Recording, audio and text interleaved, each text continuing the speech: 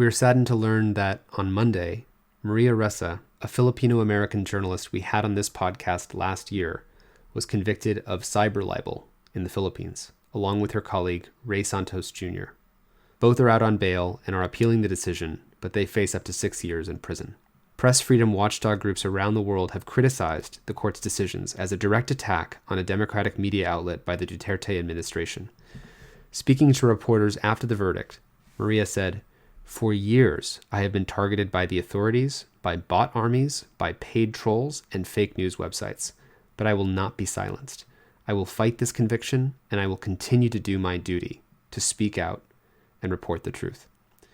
This is really hard news for both Aza and I to hear. We actually both just saw her in January at the Sundance Film Festival with the release of her new film, 1,000 Cuts, which was just acquired by Frontline PBS. So in honor of Maria's work, we are re-releasing our interview with her because unfortunately it remains as timely as ever, and also recommend that people see the documentary 1,000 Cuts. And if you'd like to support journalists who are working in this area, you can donate to organizations like Committee to Protect Journalists, or Reporters Without Borders, or the Freedom of the Press Foundation, who are all working to support the freedom of the press worldwide. I remembered getting 90 hate messages per hour, and I went to Facebook and I said, I think I need help here. This is Maria Ressa, arguably one of the bravest journalists working in the Philippines today. And they said, just go ahead and report it. And I thought, 24 hours in a day, 90 per hour, even if it only takes me 2 minutes to report every single one, it is impossible. It should not be my responsibility. Now, Maria is not the type of person who shrinks from responsibility. When a terrorist organization abducted her journalist colleagues, Maria herself negotiated for their release. But for this particular threat, Maria didn't see how she, or anyone in the Philippines for that matter, could get a handle on it. Those 90 threats lobbed her way every hour were so much bigger than her inbox, and a sign of how quickly Facebook's influence had spread and taken hold in the Philippines. No organization in the world has ever worked that way. I opened the Jakarta bureau for CNN, and it took me 7 months of negotiations to be able to open that bureau for the interests of both CNN and the Indonesian government. So I think fast growth, this exponential growth that tech has enabled, came with a cost. We were the first to feel that cost. Maria and the citizens of the Philippines are still feeling that cost today, and if history is any guide, we will all pay the price, unless we act quickly to fight what Maria first saw on Facebook, and then later watched it spill onto the streets, into ballot boxes, and even into the highest chambers of government. She's taken her arguments to the heart of Silicon Valley and worked directly with the inventors of social media, pointing out not only its flaws, but how it could be so much better.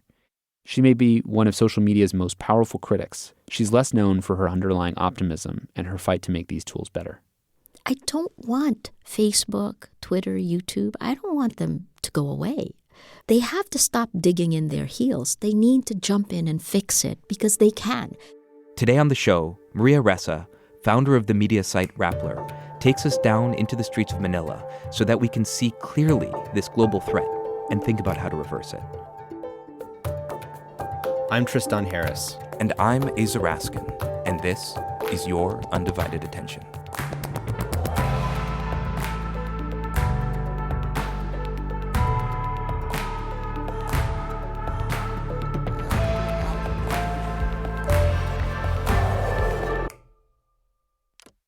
I graduated school in 1986.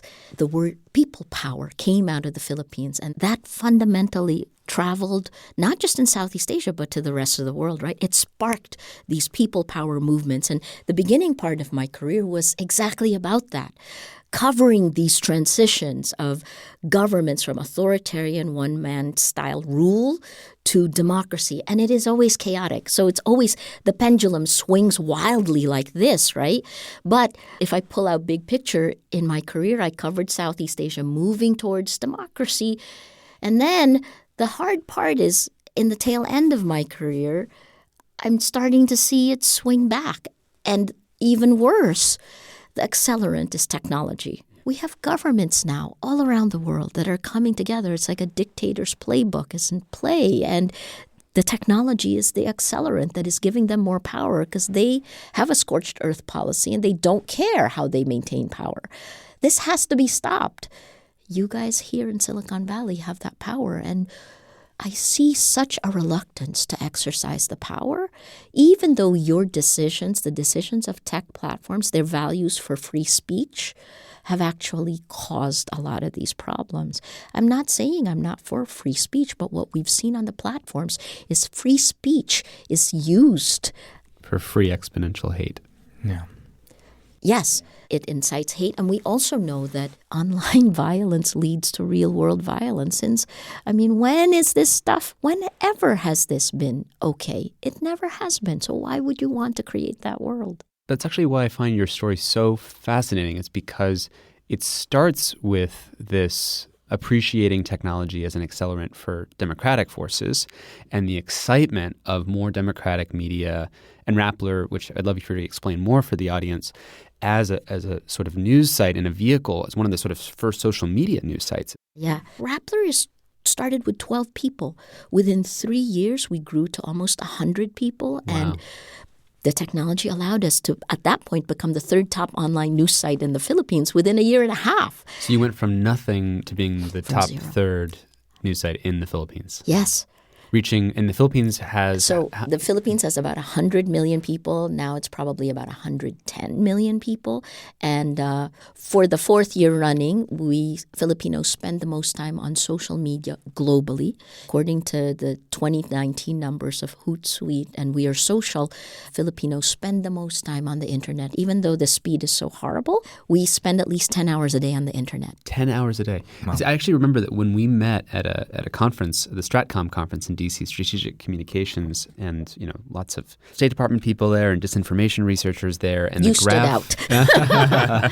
Well, you I stood sat out next to to me. him. I think we spoke after each other. But I have the picture on my phone. I remember that the thing I was most called to take a picture of in your presentation was this graph of time spent on social media, and the Philippines was as the number one country. In fact, you've even said that the Philippines is the Facebook nation because it has, 97% of the population is on Facebook? It's now 100%. Now 100%. Yeah, and Facebook has actually said that we are ground zero.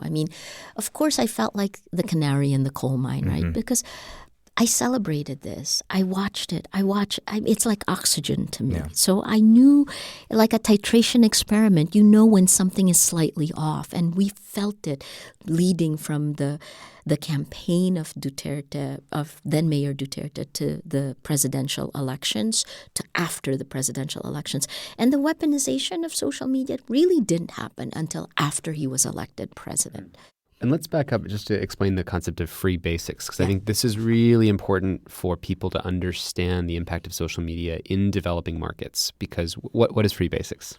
Free basics means that when you get your cell phone, Facebook is built in and it is free, right? You get a curated version of the internet immediately. Meaning that you can have online access. It's not just the app is free, but now data is also free. Data is free, right? So for most Filipinos who can't afford to pay for data, and there's a lot, this opens a whole new world where in the past, a lot of people spent time on the internet because 10% of our population, 10 to 12%, live overseas. The largest revenue earner for the Philippines are overseas Filipino workers, the remittances home. And so what they do is 70% of the population would access the internet through internet cafes. This is before free basics. Once free basics came in, no need. That's why everyone is on Facebook, right? Right. Free. And so the key to free basics is that Facebook makes it free. And free basics was a distribution business strategy for Facebook, correct? So let's talk, it's Facebook and the telcos. And the telcos, yeah. Right? So they work together. The duopoly that we had at that point, right? Both telecommunications companies carry free basics for Facebook. We weren't as smart as India, and we embraced it. What happened in India? In India, the population, civil society pushed back against free basics, and Mark Zuckerberg had to deal with it. They don't have free basics in India. So one way of looking at this is here comes an American company and it sort of takes over the public sphere, but it doesn't take over any of the institutions that help moderate the public sphere. And in fact, there's no really recourse for somebody inside of the Philippines to now change the infrastructure that everyone is now communicating on. So I think there are two main themes in what you just said, which is the first is that the system that we wound up using, it is a form of colonialism because it was given to us, but really created for a Western audience with the values of a Western audience. Obviously, the Philippine Constitution is patterned after the United States, so we have similar values, which have never been reflected in the strength of our institutions. So that's the first, is that we came in and we walked into this. And for me, I understand at the beginning, I thought it was incredible because nothing was moving in our government. So what was the Philippines? Weak law enforcement, endemic corruption. We have the same problems. So to a degree, the technology that was brought in, that was created here in Silicon Valley, seemed like a lifesaver. The second point, though, is that we embraced it, but we didn't realize that it would demand so much of us. We had no voice in how it developed. And the irony, of course, is that the values, American values that you built it with, has been completely turned upside down, and it has been used by illiberal forces, people who want to control the information ecosystem. News journalists have two purposes. We distribute the news, and we are the gatekeepers of facts. This is what we have agreed on. This is the social compact, the social contract that we've had. And in taking over, when Facebook became the world's largest distributor of news, its algorithms left behind the gatekeeping functions. The responsibility functions, the journalistic ethics standards. There is a notion of responsibility.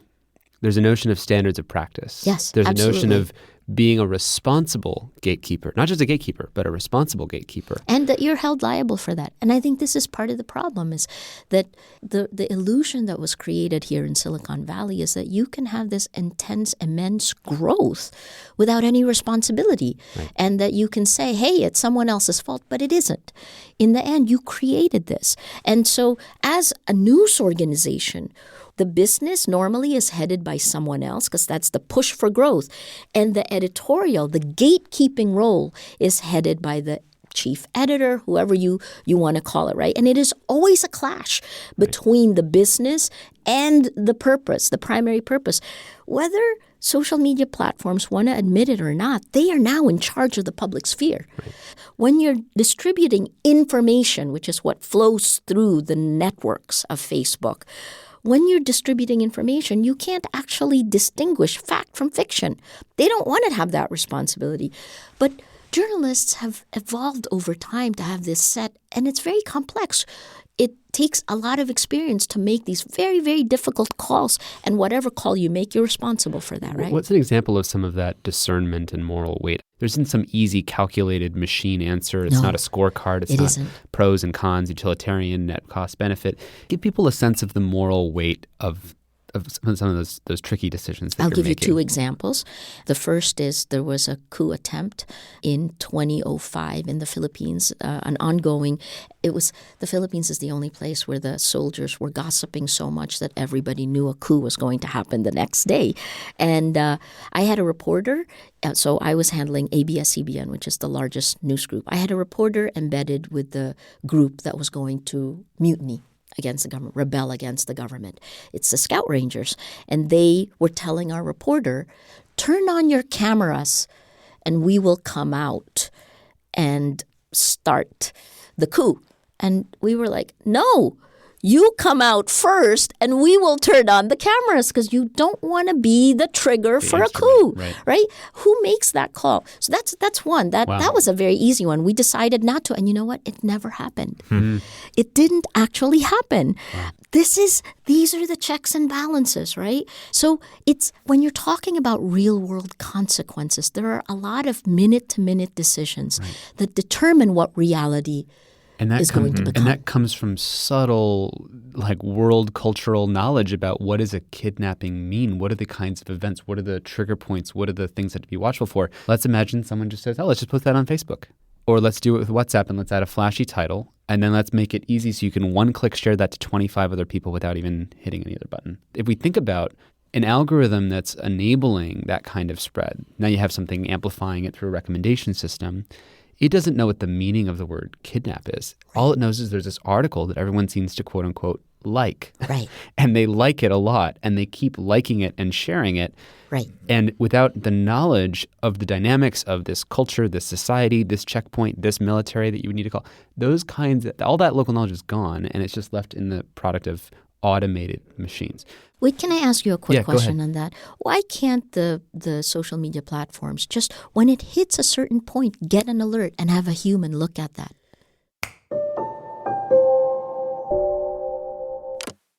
Asa here. These are really serious issues, and we wanted to take a minute to really reflect on what Facebook should be doing.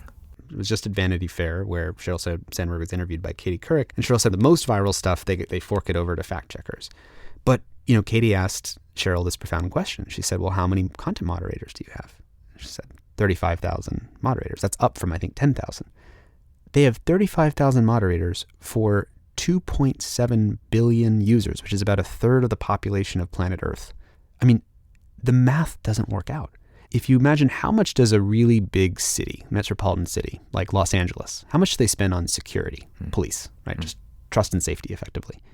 They spend 25% of their budget on security. And Facebook, in their just recent announcement, this is only a week ago in October 2019, Zuckerberg and Sheryl announced that they're spending more money on trust and safety than they did as all of their revenue when they went public as a company in the further IPO. Good spin. So it's good spin. It sounds like a lot of money, right? They actually spend more on trust and safety than all of Twitter's revenue in a year. Okay, so that sounds like a lot. It sounds like they're doing everything they can, but you have to actually put it in context, because as a percentage of their revenue, they're only spending 6.5, I think, percent of their revenue on trust and safety. So they're spending 1/4 on safety compared to the city of Los Angeles. And if they're running a 2 billion person city, is that enough? The one simple thing Facebook could do is, why aren't they quadrupling the size of their trust and safety budget? Because they're right now underspending by 4 times. They're underspending by 4 times. Yeah. Maria's coming to Facebook and saying, like, I am getting hammered. My country is getting hammered, and you guys are doing nothing. Right. So what should Facebook do? Like right now, Yeah. today? Yeah. There's 3 things they could do. They could turn off custom audiences for political ads. You can't do micro-targeting. Yeah. They could turn off lookalike models. So you can't do, I found these group of vulnerable minorities, and here's 100 user IDs, and these are all the minority groups in the Philippines, and then now I can do a lookalike model. This is giving me 1,000 more. Like, that's a dangerous tool. Let's turn off lookalike models. Third thing is having them delete all third-party data that they've collected on users. So everything they've bought from other sources to do that targeting. I mean, one thing they could do, I think we were talking about this before, is just increase the friction that it takes to share, right? So that you have to really care about sharing something. Because often, if you give the human brain the chance to catch up to its impulse, like, it'll do the right thing. That's what our prefrontal cortex is all about, is helping us do the harder, righter thing. And our technology should be creating space for us to do that. And I know that there are people inside these companies who agree that the real place we went wrong was on making one-click sharing the basis of the way that social media works, which is basically you participate by playing in the attention fame lottery, by playing in the attention casino. And how much money would it take to make that implementation change? It's basically 2 lines of JavaScript code. Yeah, exactly.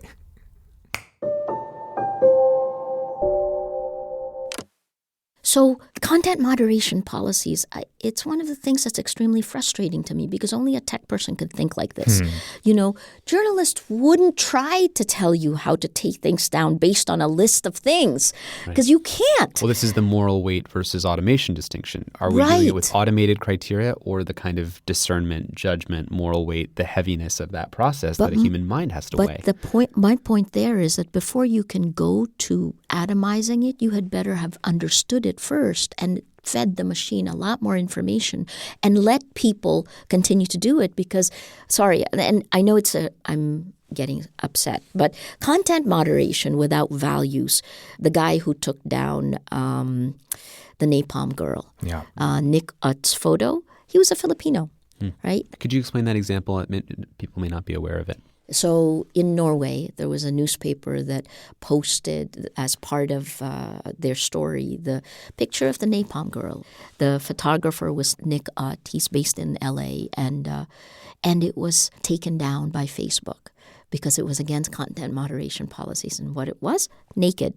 The girl is naked. She's burning. She's like, this woman survived that. This is iconic, this photograph. And yet, because the only criteria is naked or not, naked, check, done, right? So David Kaye, who's the UN Special Rapporteur for Freedom of Expression, he says, well, why don't we use the UN Declaration of Human Rights as a framework for content moderation?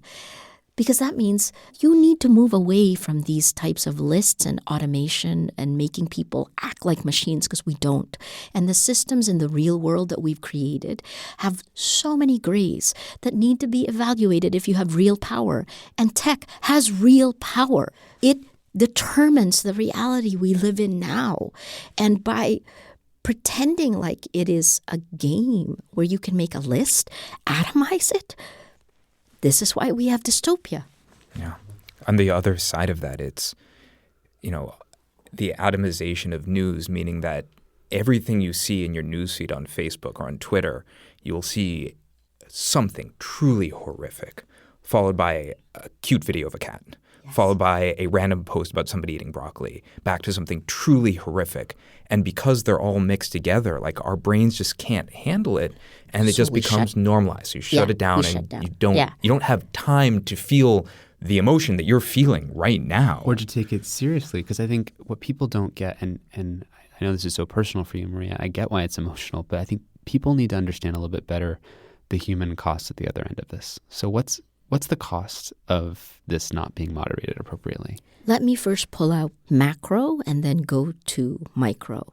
We've now elected leaders who, in many different parts of the world, if you go by Oxford University's Computational Propaganda Research Project, just a few weeks ago they said that there are now 70 countries around the world where cheap armies on social media have pushed back democracy. So we have elected populist-style leaders who are using the democratic processes and, again, using that to turn it upside down. All right, so that's on the macro end. We have no meaning. Add one thing there, which is often you'll hear the phrase that social media companies, their business model is advertising, but that's not exactly right. No. It's that they've built a lever to monetize changes to our beliefs and our behaviors and our attitudes. And they're getting better and better and better at that. So it's not that these bad actors are abusing the system in a way that was unintended. They're using it exactly as is intended. As it was intended. Yeah, I agree. And I've evolved over time, right? Because we're still partners of Facebook. We're partners of every single social media platform. But let's call it what it is. This is a behavioral modification system. And it isn't just about looking at your patterns. It is meant to intervene at the right point to change your behavior. And the people who have used it the most, it's our political leaders. I mean, again, let's go back. Cambridge Analytica. Who were the guys behind it? Steve Bannon, funded by Robert and Rebecca Mercer. These guys are deeply connected. Let me not walk into American politics, but let's talk in the Philippines, right? The partner company in the Philippines is also headed by a Duterte ally. So I think the last part of that is, how do we prevent humanity from unleashing the worst of humanity? It has been through things like the Bible, Princeton's Code of Ethics, the principles, the Declaration of Independence of the United States, these codified agreements of values that we have, right? Where is that for the internet? I'm still waiting for that. That's on the macro level. On the micro level, I know this firsthand. I'm just a reporter. I lead teams in war zones, and I know how to protect my teams when the gunfire is coming from this side and it's coming from this side. I know how to protect it. But in this world today, this is far worse than any war zone you can be in, because it is personal. It comes to you when you wake up and before you go to sleep. And everyone sees it, right? And it is meant to, it's psychological warfare. It's asymmetrical warfare. A person cannot stand up against an onslaught of information operations. Real world impact on me is this kind of, this bottom-up social media astroturfing that is meant to tear down the reputation, the credibility that I have built up as a journalist over the last 30 years. The messages that are seeded there are now mimicked by the government, President Duterte, top-down, a year later. Actually, it'd be helpful for you to describe quickly astroturfing and cheap armies. Sure. Astroturfing means you take the idea that Rappler is CIA. And in this one, it was the mass base account, a woman who later became a member of the Duterte administration, campaigned for him, and is now back in the administration, right? So she headed social media for the presidential palace. She writes in her Facebook page, which has 5 million followers, Rappler is CIA. ? It's seeded. It's the very first time that idea, it's like fertilizer, right? And then repeated over time. A lie said 1 million times becomes fact in social media. This is what Goebbels said, who worked for Hitler, yeah. Right. Or Renee has this wonderful line, which is, if you can make it trend, you make it true.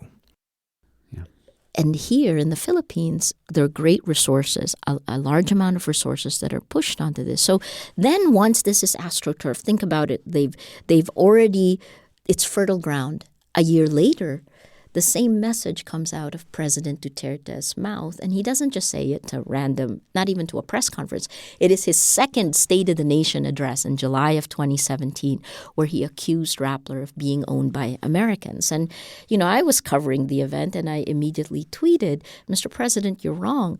But about a week later, we got the first subpoena for the lawsuits. And then this is where the real world kicks in, because the weaponization of social media was followed a year later by the weaponization of the law. Within 5 months, in January 2018, the first case, the government tried to shut Rappler down. And in a little over a year, we had 11 cases filed against me and Rappler. I've had to post bail 8 times in a 3-month period. This year, I was arrested twice in a 5-week period, including I'm getting on the same flight tonight, right? Coming from San Francisco, I got off the plane the second time I was arrested. I was picked up as soon as I got off the chute. So Into the Philippines airport? Yes, Airport. I didn't even get through immigration, So yes, the real cost. All of this is meant to be not just to harass, but to shut us up. Because they've filed cases against, like my board, for example, right? A former president of IBM sits on my board. He now has a criminal case against him. And when you file cases against boards, the business and the editorial, business wants to shy away from these things, right? Editorial, we keep doing the stories. You hold the line. We must, because obviously the administration doesn't want the stories out. But, I joke. For every case, I get a few awards. I would give everything back in these awards to just have a functioning democracy. We're just trying to do our jobs. But it's the people, it's the journalists at the front line in the global south. And, when Mark Zuckerberg spoke in Congress in 2018, and he said it would take 5 years, and still thinking like it's the same paradigm that you need to have artificial intelligence to be able to do this. Hello, wake up! Because in the global south, every day that no action is taken means someone dies. Yeah. I don't want to go to jail. But every day that no action is taken, those chances increase. You mentioned you get 90 hate messages per hour. So I'd love for you to talk about for a moment, what do we mean by that? Yeah, look, I was naive at the beginning because in July 2016, that was when we began to see the weaponization of social media start to happen. And now, coincidentally, that's when this brutal drug war of the Duterte administration began. The UN now says that at least 27,000 people have been killed in this drug war since July 2016, right? That's an incredible number. But the first casualty in our war for truth, in our battle for truth, is the number of people killed because the government has parsed it. And they continue to threaten any journalist who tries to report what the real numbers are. So July 2016, the drug war happened, and I had only one team that was going out every night, an average of 8 people, 8 bodies killed every night, right? So I knew something was happening, something bad. And this is the government calling anyone they want to a drug lord, a drug dealer, and going after them on that basis of that justification. It was like being on a list, and then when you're on that list, you can be put on the list because your village chief doesn't like you, but here's a list that's given to the police, and they knock on your door, and people wind up dead. The police claim that these deaths are because people fired back, even if they have no gun. We were extremely naive and began on our Facebook page, #NoPlaceForHate. And that's when I began collecting data. And I realized at that point that this is systematic. And we started by looking at how 26 fake accounts, we proved, because I don't trust the machine, we proved it in Excel sheets that these 26 fake accounts could actually influence up to 3 million other accounts. So there's your exponential spread. Once I understood that, then we began looking. We collected the data. I gave all of this to Facebook in August of 2016 because I wanted to do a story, because this is huge, right? And the 3 people I spoke with were alarmed, but nothing was done. And I waited a month. I waited a month and a half. We came out with our story. It's the propaganda war, weaponizing the internet. And it's a 3-part series. I wrote 2 of the 3 parts. As soon as it was released, that's what triggered the 90 hate messages per hour. So you released this story, this propaganda war story. And this is after you because you didn't get a response from Facebook. So there you are. You report this to the 3 people working for Facebook in Singapore. Don't get a message. I think you said later that 2 out of the 3 left their jobs. They're no longer there. No longer there. So you publish this propaganda story. And then what happens? That's when I got pounded on my own accounts. Hate messages, 90 of them per hour. Well, how did I get to that number even, right? Yeah, At the beginning. Yeah, what's that like for you? I mean, because 90 is just, first of all, just coming in at your phone's dinging. I mean, or you're seeing, what are you seeing? So at the beginning. More than one ding a second, right? Yeah. Yes, or one ding a it's minute, insane. Yeah. Well, so when it was happening, I was watching it, and at the beginning, I tried to respond to everyone because I think those were the principles that Rappler was built on. You engage. So, what kind of message would you get, and what kind of response would you give? I mean, some of them. I tried to respond to the ones that weren't threatening me, to the ones that were half rational. But in the end, no one was responding back. It was really a pound, right? But they went from like, you're horrible, you're wrong. Those are the really tame ones to rape threats, to murder threats, to I know where you live, I'm coming to get you. Private messages, very coarse, very crass, hitting you in ways I suppose that they felt, again, to me it was alarming, but I think the impact on me was, did I do the right thing? Is my data correct? I went back. So at one point I was responding. Made you doubt whether the data was correct in the propaganda story. Which is sort of the whole point of propaganda, is to make you doubt. Right? So I did. And I'm pretty thick-skinned, right? But I went back and I said, this is correct. So I went. And then when I kept trying to respond, I realized it was impossible to respond to it. And then I just started counting how many times. And then I took kind of the most creative ones. One I remember was so funny. It was like telling your mother should have swallowed the sperm or something. It was like, it was gross, but it was, I mean, it's hard to deal with the fact that, you have to touch the grossness. My managing editor actually said, stop, get off social media, because for 2 weeks it did have an effect on me. What was that effect? Yeah.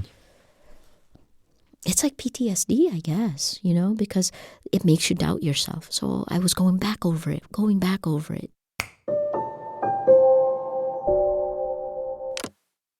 This is hate spam. It's attention spam. It's epistemic spam.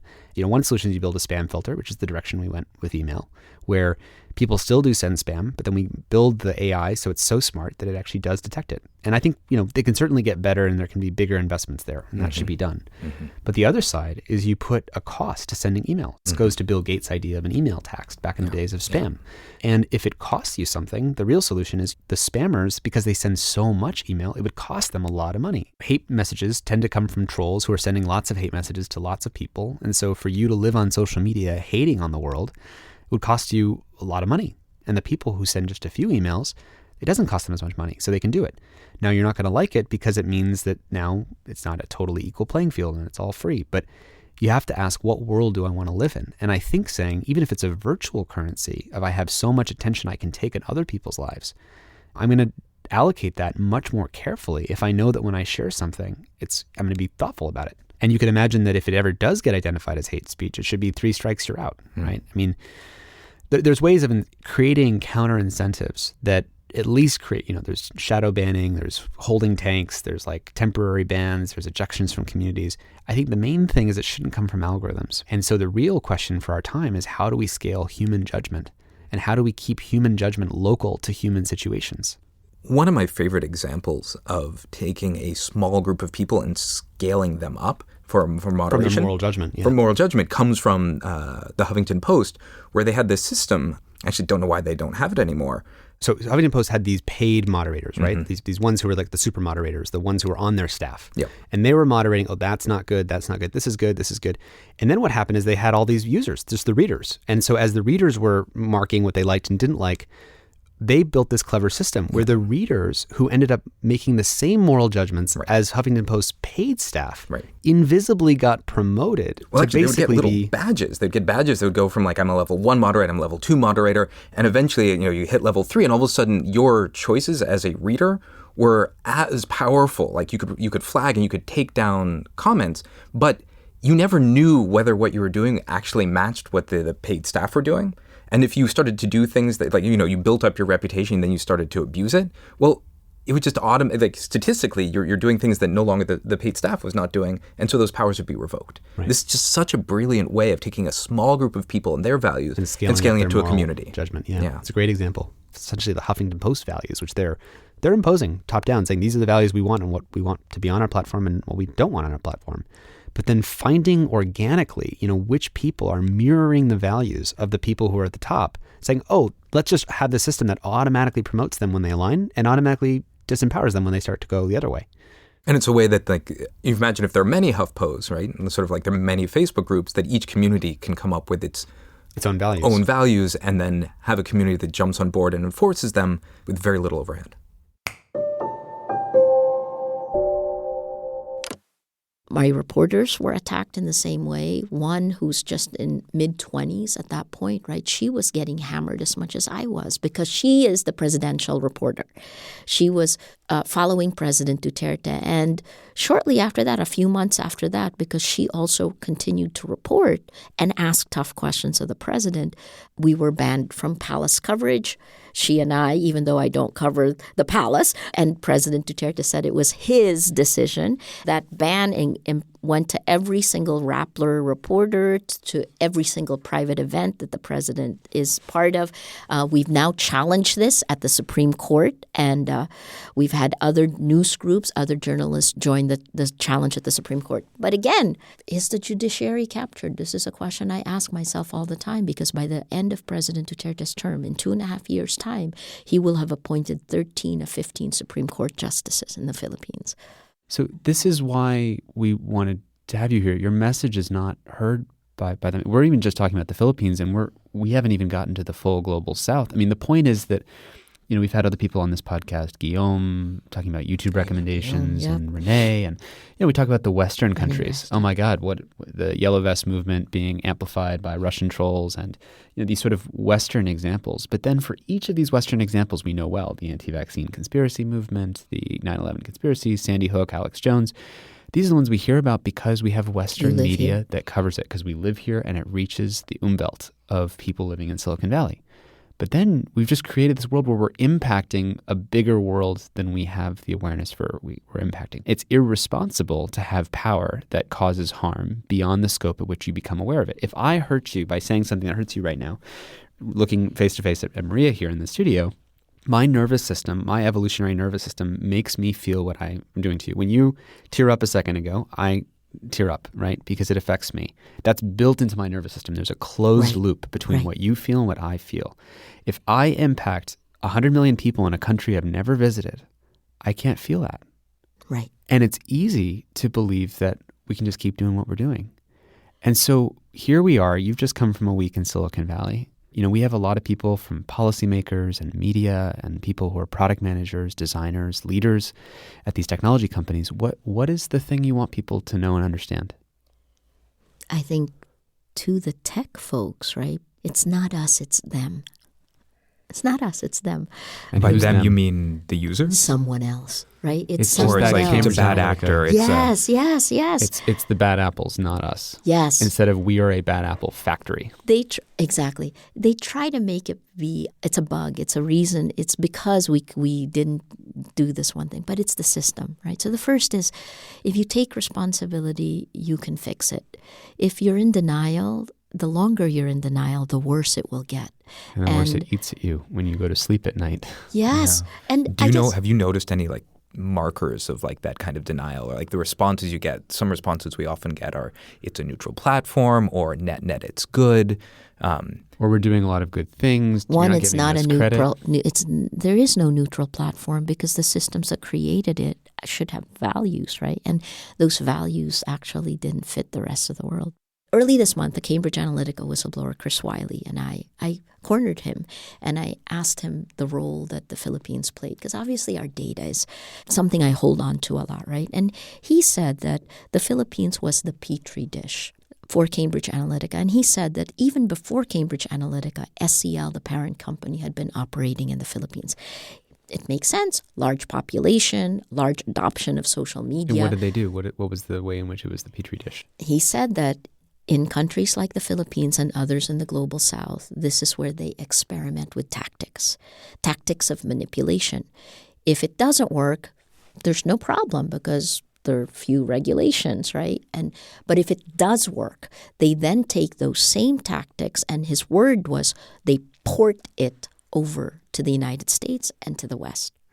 We're your testing ground. Where we are, you will be, right? And the Philippines, I focus on that because even during the days of Yahoo, digital products were first tested in the Philippines. We're English-speaking nation. We're 100 million people. So we're a little test case for you. If you don't do anything drastic, we really are your dystopian future. I think you're getting there already anyway, but your institutions are just stronger than ours. In the global south, and this is something Wiley had said, right? They tested all of these things. And he said that they didn't actually demand payment for the leaders they helped elect. It was after they were elected, the contracts that they got, right? Because then they have far more money to be able to give. I mean, it's a freemium business model is what you're saying. Yeah, a little bit, right? Well, and I think one thing people don't understand is actually how inexpensive it is to run one of these campaigns. This is not even that expensive. So this is where it's like Facebook is an arms dealer for manipulation and psychological warfare, and its incentive is to drop the price to be as cheap as possible, to enable mass chaos. Now, okay, we've taken people down a really dark, deep road, which I'm fine with because it's the reality. But I really want to get to how do we get out of it? How do we get out of it? Maria, I'm actually kind of curious how you cope with this, because I think I've learned to create psychological barriers in myself. It's so hard to actually take this in. And I'm just curious how you deal with it. So first there's Rappler. We're about 100 people and we're holding the line. My job is to hold up the sky so that my team can continue doing its work. We just finished a 7-part impunity series in the drug war that won an award at the Global Investigative Journalism Network. So we keep doing our job. That's one. 2, I know how fast Facebook pivoted to mobile. They did it in 2 years' time. And I was hoping... business interest is on the line. Exactly, right? Well, in 2019, Facebook is aiming for a $69 billion income, right? So pivot, man, because I think that, we can still recover. The destruction has happened. Right. But Joseph Schumpeter said it, creative destruction. Let's create it and let's do it purposefully. I do have faith in the smarts that are there. It's just, please keep doing what you're doing, Tristan, because you guys have to convince them of the reality we're all living through. It is dystopia, and if they don't do anything substantive, it will take us down an irreparable path.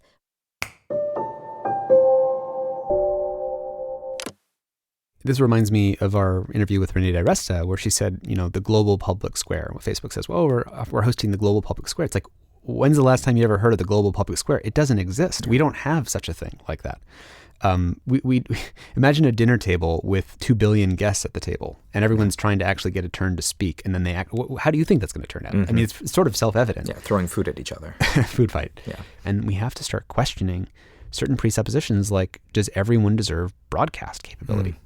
And how, if you are giving people increasing levels of broadcast capability, that it scales with increasing responsibility. Because the problem right now is, you can say anything and lie, and there's no responsibility for being wrong. So if you think of technology as this global superbrain that connects all of our thoughts and posts and messages and stuff together, Twitter and Facebook right now are all just the excitatory neurons. It's just crazy spirals of positive feedback at different degrees of positive feedback, which of course it's going to turn into chaos and insanity. One of the things to think about all the time is that scale itself does not scale, and that if you sign yourself up to be the single point of failure, then you're going to have every part of the world trying to make that thing fail in the direction that they want. Right. And so it is a inherently brittle solution. And instead, you have to move to this kind of fractal solution with lots of different communities, with lots of different norms, because that means it's just a much harder system to take over because you have to do it differently in each different community. The second thing that keeps me really motivated is I'm learning, because it does get me excited. We're building a tech platform. We're building a tech platform that takes that idea of building communities of action, because most of the civic engagement groups don't scale when they have a platform. Nation Builder, Countable. You look at these things, right? We have millions of unique users, tens of millions, and we want to be able to build communities of action. So now we're 6 sprints into a 10-sprint build, and we'll be rolling it out early next year. What happens when journalists are in charge of some of those tech decisions? It's kind of interesting. I think that the tech platforms have to realize that the public sphere is now theirs to protect, to grow, to pollute, right? And that if they jump in now, it is still salvageable. There are many things that can be done. If a little journalist, if a little group in the Philippines like us can try to do this with no resources, they can. And so I still have optimism. And look, finally, I have no choice but to be optimistic, because we use the battle cry, hold the line. Hold the line, because I'm not against government. I am for making sure that we have the rights guaranteed by the Constitution. We will hold the line. So I think, the 2 biggest battles are climate and truth, right? But more than climate, you can't have action on climate if your information ecosystem sucks. That's why we work on what we're doing. My personal biggest concern is climate, and it's the reason that we work on this issue is that our attention and our epistemic commons, our truth, is the basis for all action. Everything. And we have to protect that. And so I hope people take seriously your call to action, and I think just recognize what is actually worth doing right now. We want everyone to be the moral conscience of the world, and to everyone to have that own sense of responsibility. If everyone walks around with that level of responsibility, the world gets better, because it's a distributed system. It's a complex system. And so you can't do it in a top-down way. It has to be through a massive responsibility movement. And I think that's the only thing to really ask for. And the weird thing is, as much as that might feel hopeless when you say, okay, well, if I do that, well, what's the big deal? Like, I'm just going to change this one thing in my life. Is that going to do anything? And it's like, well, if you talk about it and that inspires 10 other people to take responsibility from where they are, you won't be able to see it. I get depressed every now and then around our work. I don't get the sense, or I don't know how much this is actually making a difference. If this podcast is making a difference, if the speaking, if the work, if the briefings that we do make a difference. But you hear in invisible ways that those seeds are being sown, and it does make a difference. So I think it makes a difference. I think, obviously, right? So I think at no other point in time, I became a journalist because of the power of journalism. And that power, Spider-Man, great power comes great responsibility. You use this in your presentation, I think. Right now, it's with great power comes no responsibility. Right. nothing comes for free. And I think this is it, right? Things that Silicon Valley thought this great growth would happen, there's a cost to it, right? And the cost is the world. At no other point in time have I seen information is power. That adage, this time proves it. And I think that your knowledge of technology, your audience, the inherent audience that you have here, they're the ones who can do something about this. And I hope we don't wait until a global Bretton Woods or Declaration of Human Rights, because by that point, it's too late for me. You know what I mean? Like, I hope and I guess you can always say, this is existential, not just for me and Rappler, it's existential for journalism, because we're attacked on two fronts, by the business and the credibility and the attack. So anyway, I still have hope, and we must have hope, because so much was done by so few here in Silicon Valley. You need to now pull up and say, what are the values that drive us?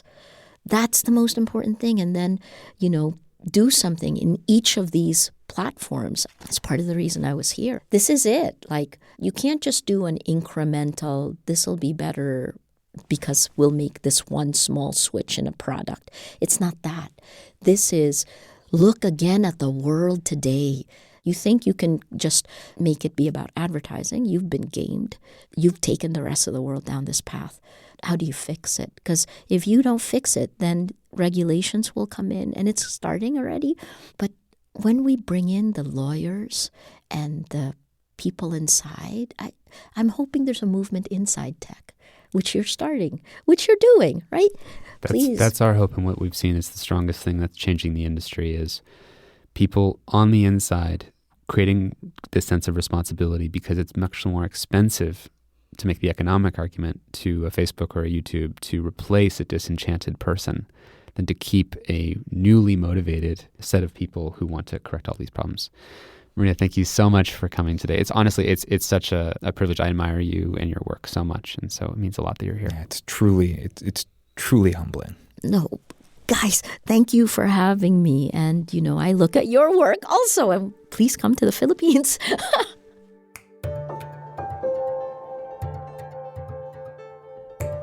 Your Undivided Attention is produced by the Center for Humane Technology. Our executive producer is Dan Kedmi. Our associate producer is Natalie Jones. Noor Al-Samurai helped with fact-checking. Original music and sound design by Ryan and Hayes Halliday. Special thanks to Abby Hall, Brooke Clinton, Randy Fernando, Colleen Hakis, Rebecca Lendl, David Che, and the whole Center for Humane Technology team for making this podcast possible. We want to share a very special thanks to the generous lead supporters of our work at the Center for Humane Technology, including the Omidyar Network, the Gerald Schwartz and Heather Reisman Foundation, the Patrick J. McGovern Foundation, Evolve Foundation, Craig Newmark Philanthropies, and Knight Foundation, among many others. A huge thanks from all of us.